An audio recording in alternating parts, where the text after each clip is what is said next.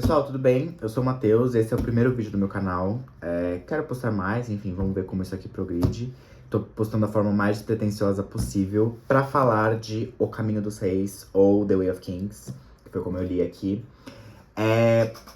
Um rápido resumo aqui sobre a minha história com esses livros. Eu li esses livros em 2020, tá? Então eu já li os 4 primeiros livros da série, esse é o segundo.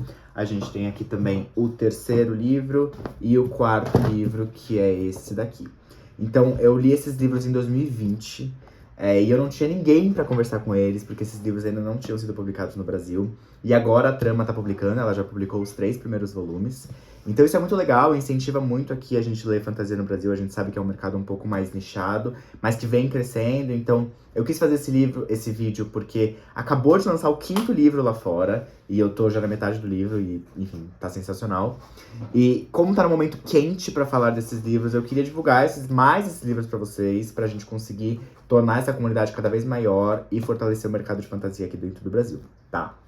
Então, deixa eu fazer um rápido resumo sobre esse livro, embora seja muito difícil, porque esses livros têm todos mais de 1000 páginas, tá? Esse livro aqui tem especificamente 1007 páginas, tá? Mas basicamente, dando um rápido resumo aqui sobre ele, esse mundo é um mundo de Roshar, então é um mundo completamente alien, não tem nada a ver com o nosso planeta Terra, é um outro planeta, tá?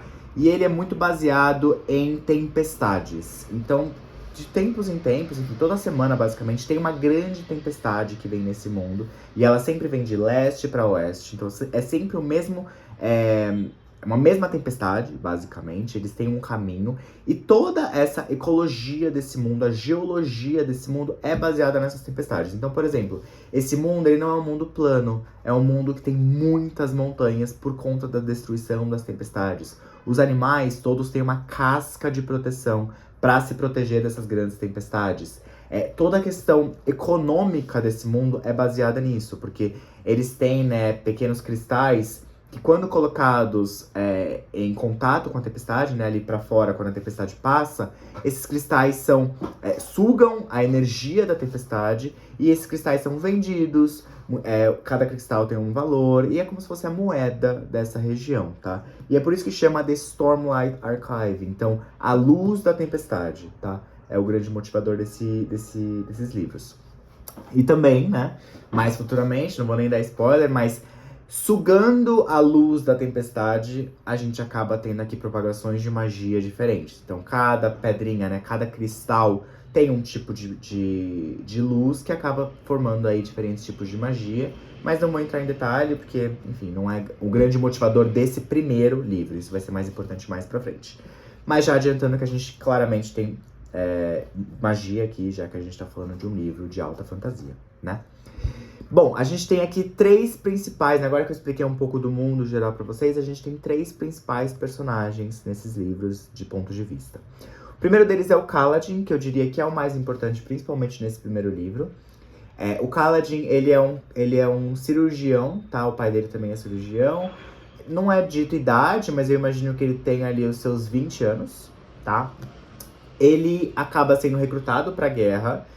E no passado, né, porque isso conta um pouco da história do passado dele, ele era um soldado de guerra e no presente, do nada, ele vira um escravo. E a gente não sabe o que aconteceu, e isso é explicado nas passagens do passado dele. Então, a gente fica indo de escravo para soldado e em certo momento a gente descobre exatamente o que aconteceu. O Kaladin, ele tem uma história muito impactante, ele sofre muito dentro desse livro, dentro da série como um todo, mas ele é um cara extremamente resiliente, tá? Ele acaba criando um grupo de amigos muito forte dentro desse livro, que a gente acaba se importando demais, e isso é um grupo extremamente relevante para toda a história. Então, ele é um ponto de vista, tá? O segundo ponto de vista é o Dalinar. Então, o Dalinar, ele é irmão do rei que acabou de morrer. Então, no primeiro capítulo desse livro, o rei Gavilar, ele é assassinado por um assassino, e o Dalinar tem que tomar poder de Alethkar, que é um dos principais reinos aqui dentro desse mundo. E o Dalinar acaba tendo que enfrentar, né, todas essas questões aí de realeza, e ele também acaba tendo algumas visões. Então ele acaba tendo visões sobre a história de Roshar, que é muito mística e pouquíssimo conhecida dentro desse mundo, tá? O Dalinar, ele é o meu personagem favorito de toda a série, gosto muito dele. Ele é um cara, ele é um nobre de 45 anos, eu diria. Ele tem 2 filhos, tá? Só pra vocês terem uma noção aí de personalidade, né? E o terceiro ponto de vista é o da Shallan. A Shallan, ela é uma nobre dentro desse mundo também. E ela tá viajando pra estudar com a Jasnah, que é a filha do rei que acabou de morrer. A Jasnah é uma estudiosa e ela tem como um grande objetivo de descobrir um pouco mais sobre o passado desse mundo. Como eu falei pra vocês, então é um mundo que tem pouquíssimo conhecimento do passado, pouquíssimo conhecimento sobre as lendas desse mundo, que é extremamente importante durante toda a série. E a gente vai conhecendo um pouquinho com a Shallan e com a Jasnah um pouco dessa história, tá? E falando sobre as lendas, né, acho que vou citar uma delas, que é a mais importante aqui dos livros, mas tem diversas que a gente acaba descobrindo, é sobre os Cavaleiros Radiantes, Night Radiants, ou Cavaleiros Radiantes, eu acho que é essa a tradução que eles deram aqui.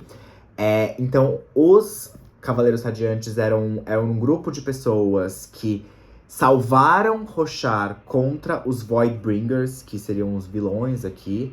Mas a gente não sabe nem quem são esses Voidbringers. Nossos protagonistas não sabem o que é isso, o que é essa ameaça. A gente só sabe que os Night Radiants, do nada, sumiram. E os nossos protagonistas aqui acabam descobrindo aos poucos exatamente o que aconteceu e o que isso impacta em todo o mundo de Roshar, tá? Esse é um pouco do resumo do primeiro livro. Tem muito mais, eu não contei nada, tá? Como eu falei, são 1000 páginas. Mas esse é um pouco da sinopse ali pra vocês embarcarem, tendo um pouco de noção do que vai acontecer. Mas assim, muitas coisas acabam partindo daí e alavancando nos próximos livros. Então, os finais do Sanderson são sensacionais, juro. As últimas 200 páginas não dá pra parar de ler, porque muita coisa acontece em todos os livros, tá? Então, esse daqui é o The Way of Kings, ou Caminho dos Reis. Esse daqui é Words of Radiance, ou Palavras de Radiância, tá? Que é a tradução. Ele costuma ser um dos favoritinhos dos fãs, porque ele é onde tem o ritmo mais acelerado. Então, muita coisa acontece nesse livro. Se você teve um pouco de dificuldade com o primeiro, que é um livro de mais fundação, né? É um primeiro da série, então acaba tendo que estabelecer um pouco do terreno. Mas esse segundo aqui, a coisa voa. E é sensacional. O terceiro é Oathbringer, ou Sacramentadora, se eu não me engano é a tradução que eles deram. Que ok, é uma boa tradução. E é o meu livro favorito da série, por enquanto, que tem a perspectiva do Dalinar, o passado do Dalinar. E eu acho um livro que tem uma revelação no final que é, assim, incrível e vale a pena chegar até ele, tá? E o último livro, na verdade o quarto livro, né, publicado é Rhythm of War, ou Ritmo de Guerra, imagino que vai ser a tradução, tá? Ele é um livro que muita gente não curtiu tanto, porque ele é um livro que tem bastante explicação. Então explica muito sobre esse mundo, uma explicação até um pouco nerd ali. O Brandon desce muito, né, nessa explicação, mas eu gosto muito. É um livro que dá destaque para uma das minhas personagens favoritas também, que é a Navani. Tá, a Navani, ela é a esposa do marido que morreu, aqui do rei que morreu. E ela é sensacional, e a gente tem um detalhamento muito maior nela nesse livro. E o último livro que eu não tenho físico ainda é Wind and Truth, que é o último volume dessa série, por enquanto. A gente vai ter 2 arcos de 5 livros. Então esse vai ser o último volume desse primeiro arco. Eu já tô na metade, eu estou amando. Mas é isso. Eu queria só falar um pouquinho geral aqui de todos os livros. Como eu falei, eu li esses livros em 2020. Mas são livros que têm um espaço muito importante pra mim. E o meu objetivo realmente fazendo esse vídeo é criar uma micro-comunidade, que sejam 2 pessoas aqui pra comentar sobre esses livros. Então, se vocês leram o primeiro, o segundo, enfim, não importa quantos vocês leram. Se vocês leram e quiserem comentar, estou aqui para isso.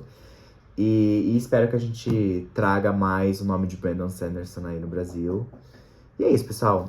Obrigado, até a próxima.